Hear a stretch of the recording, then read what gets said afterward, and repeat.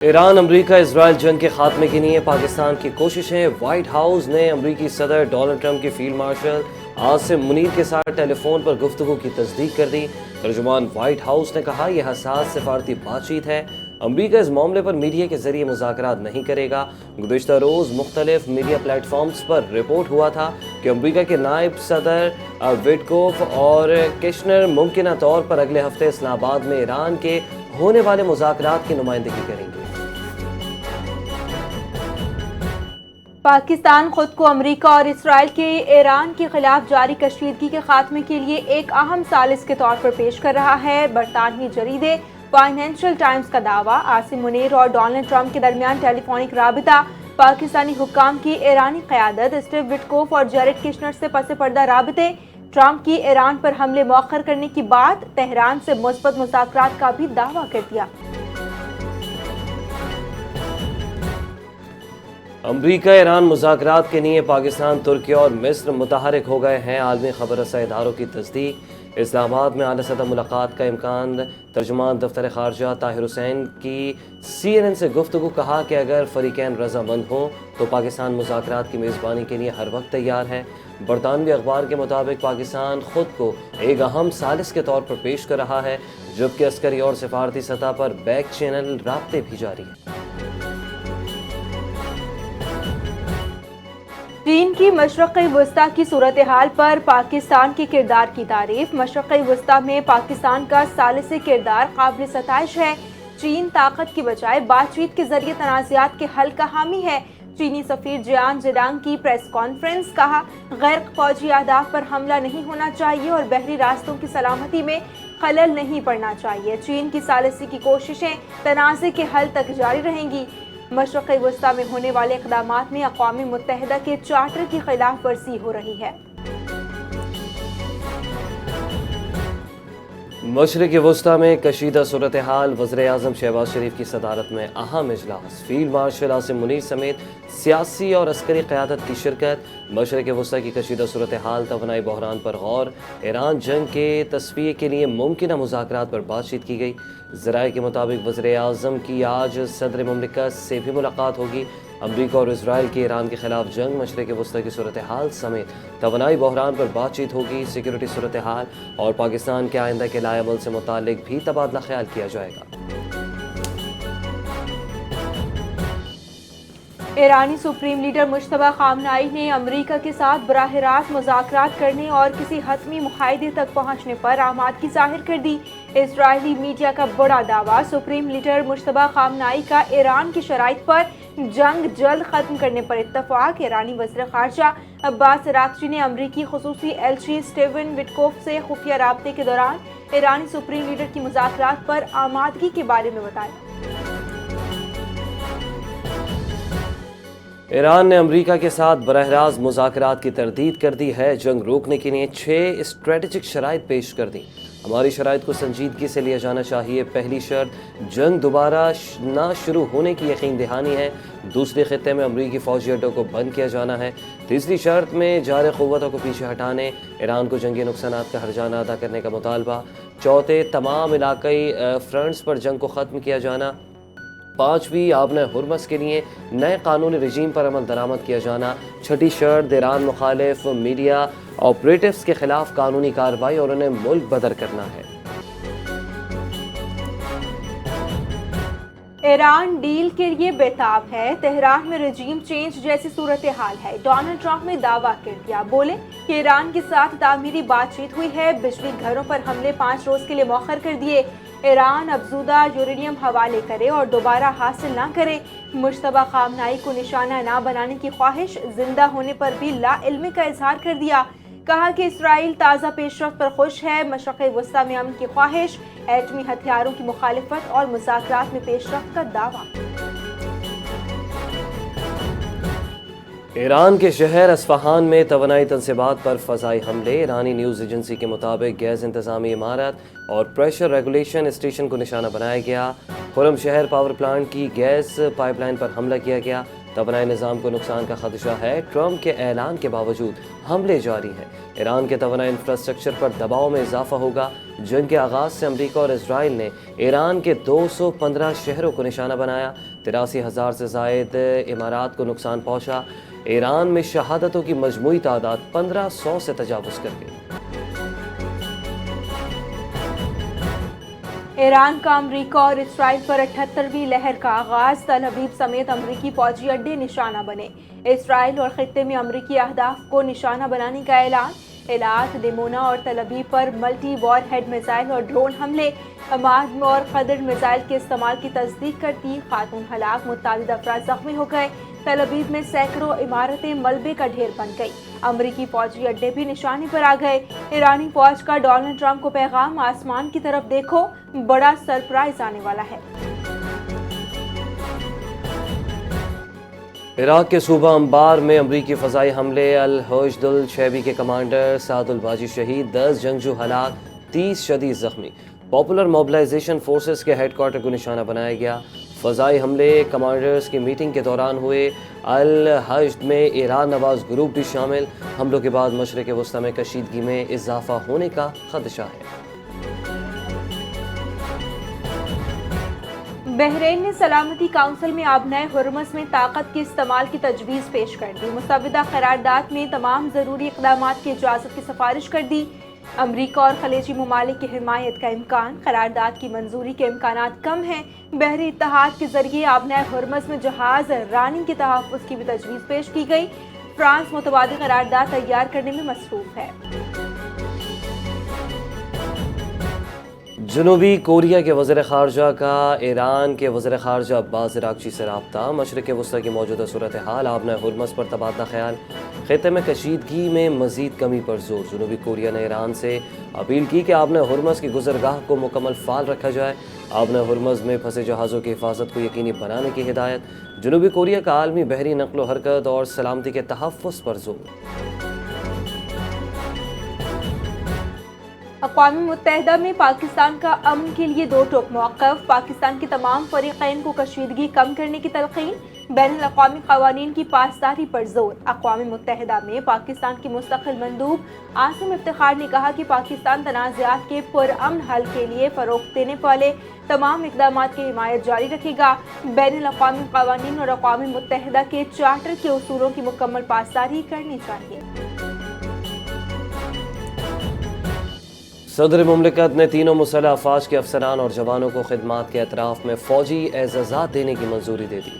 ISPR کے مطابق 11 ستارہ بصالت، 475 تمغہ بصالت، 130 امتیازی اسناد، 378 آرمی چیف تعریفی اسناد کی منظوری دے دی گئی۔ 23 ہلال امتیاز، 100 ستارہ امتیاز اور 136 تمغہ امتیاز بھی دینے کی منظوری۔ فوجی اعزازات پانے والوں میں بری، بحری اور فضائی افواج کے افسران اور جوان شامل ہیں۔ صدر مملکت آصف علی زرداری کی معاشی پالیسیوں میں عوامی ریلیف کو ترجیح دینے کی ہدایت۔ وزیر داخلہ محسن نقوی، وزیر خزانہ محمد اورنگزیب اور دیگر وزراء کی صدر مملکت سے ملاقات۔ امن و امان اور معاشی صورتحال پر تفصیلی تبادلہ خیال کیا گیا۔ صدر زرداری نے کہا کہ معاشی پالیسیوں میں عام آدمی کی آسانی کو مرکز بنایا جائے، پیٹرولیم مصنوعات کی قیمتوں کے بوجھ کو کم سے کم رکھا جائے تاکہ شہریوں کو زیادہ سہولت فراہم ہو۔ پاک سعودی دفاعی معاہدے میں ایران اور ترکی کو شامل کیا جائے۔ حافظ نعیم الرحمان کی لاہور میں میڈیا سے گفتگو، کہا کہ ہمیں دوست اور دشمن کی شناخت کرنی ہوگی۔ پاک ایران گیس پائپ لائن پر فوری کام شروع کرنے کی ضرورت ہے۔ سولر پر شفٹ ہونے کے بعد پالیسی تبدیلیوں پر تنقید کی بولیں کہ پاکستان کے پاس صرف 28 دن کا آئل موجود ہے۔ پیٹرول کی قیمت میں 55 روپے اضافہ اور لیوی کا اثر صارفین پر پڑ رہا ہے۔ MQM سندھ کی سب سے بڑی سیاسی جماعت ہے۔ کراچی سے لے کر اباڑو تک عوام کی آواز ہے۔ سندھ اسمبلی کے اپوزیشن لیڈر علی خورشیدی کی نیوز کانفرنس۔ شہر میں بڑھتے ٹریفک حادثات پر تشویش کا اظہار، کہا کہ ڈمپر اور ٹریلر کی ٹکر سے روزانہ قیمتی جانیں ضائع ہو رہی ہیں۔ حکومت کو بارہا آگاہ کیا مگر مؤثر اقدامات نہ ہو سکے۔ لوگوں کی اموات پر بات کرنا سیاست نہیں، حکومت ان حادثات پر قابو پانے میں ناکام نظر آ رہی ہے۔ MQM کا کام ہی شور مچانا ہے۔ سندھ حکومت صوبے بھر میں ترقیاتی منصوبے، سیلاب متاثرین کے لیے مضبوط اور پکے گھر بنا رہی ہے۔ سندھ حکومت کے ترجمان گھور خان اسران کا علی خورشیدی کی پریس کانفرنس پر سخت رد عمل۔ کہا کہ عوام جانتے ہیں کون ناکام اور کون عوام کے مفاد میں کام کر رہا ہے۔ حکومت سندھ صوبے بھر میں جس طرح کام کر رہی ہے وہ ایم کیو ایم کو ہضم نہیں ہو رہا۔ اربوں روپے کے منصوبے کراچی کے عوام کے لیے جاری ہیں۔ پاکستان میں سرمایہ کاری کا ماحول بہتر ہو رہا ہے۔ غیر ملکی سرمایہ کاروں کے منافع میں 10.5% اضافہ ہوا۔ فروری 2026 میں 48 ملین ڈالر کی غیر ملکی ادائیگیاں کی گئیں۔ پاور، مالیاتی، فوڈ، کمیونیکیشن اور ٹرانسپورٹ شعبوں میں سرمایہ کاری بڑھی۔ سرمایہ کاروں کا اعتماد بڑھ کر 75% تک پہنچ گیا۔ ملک میں استحکام، بہتر حکومتی مشینری اور سیکیورٹی ماحول سرمایہ کاری کو فروغ دے رہے ہیں۔ سید طہا کو کے الیکٹرک کا نیا چیف ایگزیکٹو آفیسر تعینات کر دیا گیا ہے۔ سید طہا سابقہ طور پر پی ایس او میں ایم ڈی اور سی او رہ چکے ہیں۔ کے الیکٹرک میں سید طہا نے چیف ڈسٹریبیوشن آفیسر کے طور پر خدمات انجام دی۔ طہا 15 اپریل سے کے الیکٹرک کے سی او کا عہدہ سنبھالیں گے۔ کے الیکٹرک بورڈ آف ڈائریکٹرز نے نئے سی ای او کے نام کی منظوری دے دی۔ اس سے قبل منزلوی سی او کے طور پر خدمات انجام دے رہے تھے۔ خاتون کی جانب سے ہراسانی کے الزام کے باعث انہوں نے اپنے عہدے سے استعفیٰ دے دیا۔ عید الفطر پر خیبر پختونخوا کے سیاحتی مقامات پر سیاحوں کی ریکارڈ آمد۔ Khyber Pakhtunkhwa culture and tourism authority نے سیاحوں کا ڈیٹا جاری کر دیا ہے۔ 2,62,000 سے زائد سیاح صوبے کا رخ کر گئے۔ وادی سوات میں 1,86,000 سے زائد سیاحوں کی آمد۔ گلیات میں 51,886 سیاحوں کی سیر کی، جبکہ 76 غیر ملکی سیاح بھی صوبے کے سیاحتی مقامات میں سیر و تفریح کے لیے موجود تھے۔ ڈی جی ٹورزم اتھارٹی کے مطابق سیاحوں کی رونمائی اور سہولت کے لیے عید الفطر پر ٹورزم پولیس کی چھٹیاں منسوخ کی گئی تھیں۔ خیبر پختونخوا کی عوام نے سیاحوں کی بہترین مہمان نوازی کی۔ یوم پاکستان پر گلگت بلتستان میں شاندار ریلیوں کا انعقاد، مختلف مکتب فکر کے افراد اور نوجوانوں کی بھرپور شرکت، افواج پاکستان سے والہانہ محبت، یکجہتی کا اظہار۔ پرچم کشائی کی تقریبات میں قومی پرچم کو سلامی دی گئی۔ ریلیوں میں پاکستان اور پاک فوج کے حق میں فلک شگاف نعرے، ملک کی سلامتی، استحکام کے لیے عزم کا اعادہ۔ ملک بھر میں تیز ہواؤں اور گرج چمک کے ساتھ بارش کی پیش گوئی۔ محکمہ موسمیات نے 30 مارچ تک ملک کے بیشتر علاقوں میں بارش اور ژالہ باری کا الرٹ جاری کر دیا۔ کراچی اور حیدرآباد میں مختلف تاریخوں پر بارش متوقع۔ سندھ کے بالائی علاقوں میں بھی بارش کا امکان ہے، جبکہ بلوچستان اور خیبر پختونخوا میں بارش کی پیش گوئی۔ پنجاب اور اسلام آباد میں بھی موسم تبدیل ہونے کا امکان۔ گلگت بلتستان اور آزاد کشمیر میں بھی بارش متوقع۔ چیف سیکرٹری سندھ آصف حیدر شاہ کی زیر صدارت بارشوں سے متعلق اہم اجلاس۔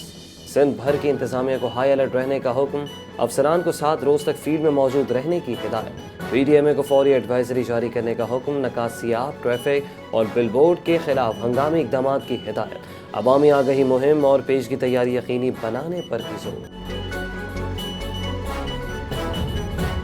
عالمی ادارہ صحت نے 2025 میں پاکستان کو دنیا کا سب سے زیادہ اسموگ زدہ ملک قرار دے دیا۔ رپورٹ کے مطابق خطرناک چھوٹے ذرات کی مقدار عالمی حد سے 13 گنا زیادہ ہے، جبکہ 143 ممالک اور خطوں میں سے 130 نے اسموگ کے حوالے سے ہدایات پر عمل نہیں کیا۔ سب سے زیادہ آلودہ ممالک کی فہرست میں پاکستان پہلے، بنگلہ دیش دوسرے اور تاجکستان تیسرے نمبر پر رہے۔ دنیا کے 25 سب سے آلودہ شہروں میں زیادہ تر بھارت، پاکستان اور چین شامل۔ نریندر سنگھ مودی کی ایران مخالف اسرائیل کے ساتھ گٹھ جوڑ کی پالیسی۔ نیو یارک ٹائمز کے مطابق خلیج جنگ نے بھارتی معیشت کو بڑا دھچکا دیا۔ بھارت میں گھریلو گیس کی قلت صارفین کے لیے مشکلات پیدا کر رہی ہے۔ برآمدات اور خلیجی ممالک سے ترسیلات زر شدید خطرے میں پڑ گئیں۔ اسٹاک مارکیٹ میں تقریباً 10% کمی۔ عالمی بینک گولڈ مین کی مہنگائی اور کمزوری کرنسی کی وارننگ۔ ماہرین کے مطابق مودی کی اسرائیل نواز پالیسیاں عوامی مفاد کے خلاف ہیں۔ افغان طالبان کی سرپرستی میں دہشت گرد گروہ اور مجرمانہ نیٹ ورکس خطے کے ممالک کے لیے سنگین خطرہ ہیں۔ نااہل طالبان رجیم کی ناکامی نے افغان عوام کی زندگی اجیرن بنا دی۔ سمال وارز جرنل کی رپورٹ کے مطابق افغانستان میں مفلوج سیاست اور نظریاتی سختی عالمی خطرات پیدا کر رہی ہے۔ طالبان رجیم میں ساختی کمزوریاں، ناکام ادارے اور معاشی سکڑاؤ افغان عدم استحکام میں اضافہ کر رہے ہیں۔ نصف سے زائد افغان آبادی شدید غربت اور افلاس کا شکار ہے، جبکہ خواتین کی پسماندگی، تعلیم اور ملازمت پر پابندیاں افغان طالبان رجیم کے زوال کو مزید تقویت دے رہی ہیں۔ کولمبیا میں فوجی طیارہ گر کر تباہ، 66 افراد ہلاک ہو گئے۔ ایئر فورس کا C-130 طیارہ جنوبی علاقے میں گر کر تباہ ہوا۔ کولمبین وزیر دفاع کی تصدیق، کہا کہ طیارے نے پرو کی سرحد کے قریب پورٹو لیگوازمو سے اڑان بھری تھی۔ طیارے میں 121 افراد سوار تھے۔ لاپتہ افراد کی تلاش جاری ہے۔ کولمبیا کے صدر نے طیارے حادثے پر اظہار افسوس کرتے ہوئے کہا کہ ملٹری فلیٹ کو جدید بنانے کے پلان میں مزید تاخیر نہیں ہونے دوں گا۔